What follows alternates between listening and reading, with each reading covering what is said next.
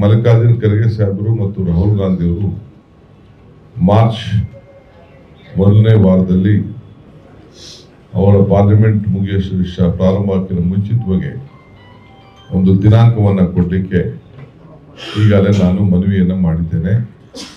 ಕಾಂಗ್ರೆಸ್ ಕಚೇರಿ 100 ಕಚೇರಿ ಕಟ್ಟಬೇಕು ಅಂತೇಳಿ ಈಗಾಗಲೇ ನಾವು ತೀರ್ಮಾನವನ್ನು ಮಾಡಿದ್ದೆವು.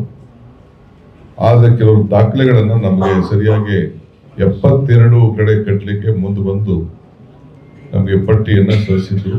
104 ಕಟ್ಟಲಿಕ್ಕೆ ಮುಂದೆ ಬಂದಿದ್ದಾರೆ. ಆದರೆ ನಾವು ಎಲ್ಲ ಏನು ನಿರ್ದೇಶನ ಕೊಟ್ಟಿದ್ದೇನೆ ಅದಕ್ಕೊಂದು ಸಮಿತಿಗಳನ್ನು ಕೂಡ ರಚನೆ ಮಾಡಿ ಕಳಿಸಿದ್ದೇನೆ.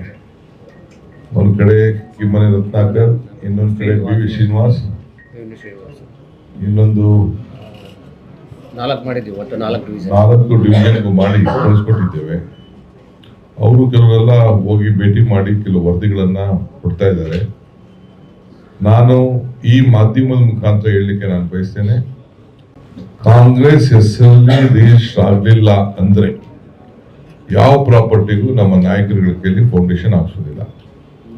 V are very clear. ಯಾಕೆಂದ್ರೆ ಎಸಿಸಿ ಅಧ್ಯಕ್ಷರು ರಾಹುಲ್ ಗಾಂಧಿ ಅವರು ವರ್ಚುವಲ್ ಅಲ್ಲಿ ನಾಮಿನೇಷನ್ ಇದನ್ನ ಫೌಂಡೇಶನ್ ಹಾಕೋದ್ರಿಂದ ಬೆಂಗಳೂರಲ್ಲಿರುವಂತಹ ಏನು ಹಿಂದೆ ನಮ್ಮ ಕಾಂಗ್ರೆಸ್ ಭವನ ಬೆಂಗಳೂರಲ್ಲಿರುವಂತಹ ಆನಂದರಾವ್ ಸರ್ಕಲ್ ಏನಿದೆ ಅಲ್ಲಿ ಏನು ಒಂದು ಇದೆ ಅದನ್ನು ಕೂಡ ಈಗಾಗಲೇ ನಕ್ಷೆ ಎಲ್ಲ ಕೂಡ ಪ್ಲಾನ್ ಆಗಿದೆ.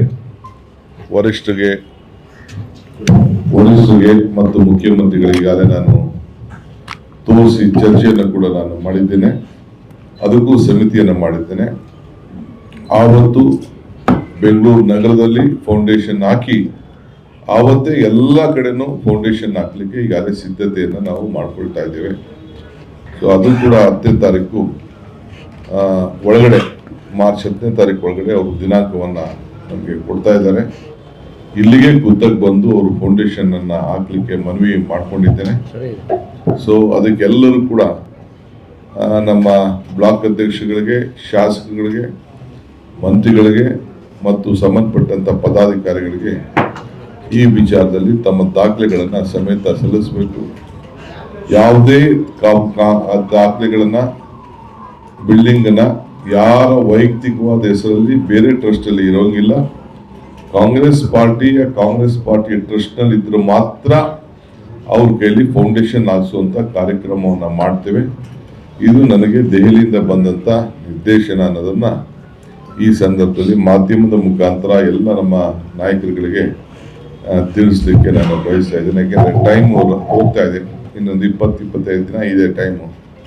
ಅಷ್ಟರೊಳಗಡೆ ಈ ಕೆಲಸ ಎಲ್ಲ ಮುಗಿಬೇಕು ಅಂತೇಳಿ ಎಲ್ಲರೂ ಕೂಡ ನಾನು ಪ್ರಾರ್ಥನೆ ಮಾಡಿದೆ. ಯಾಕೆಂದ್ರೆ ಗಾಂಧಿ 100 ವರ್ಷ ಆಯಿತು ಅಧಿಕಾರ ಕಾಂಗ್ರೆಸ್ನ ನಾಯಕತ್ವವನ್ನು ವಹಿಸಿಕೊಂಡು. ಅದು ನೆನಪಿನಲ್ಲಿ 100 ಕಚೇರಿ ಮಾಡಬೇಕು ಅನ್ನೋದು ನಮ್ಮ ಗುರಿ. ಅದಕ್ಕೆಲ್ಲರೂ ಕೂಡ ಸಹಕಾರವನ್ನು ಕೊಡಬೇಕು ಅಂತೇಳಿ ನಾನು ಮಾಡ್ತಾ ಇದ್ದೇನೆ.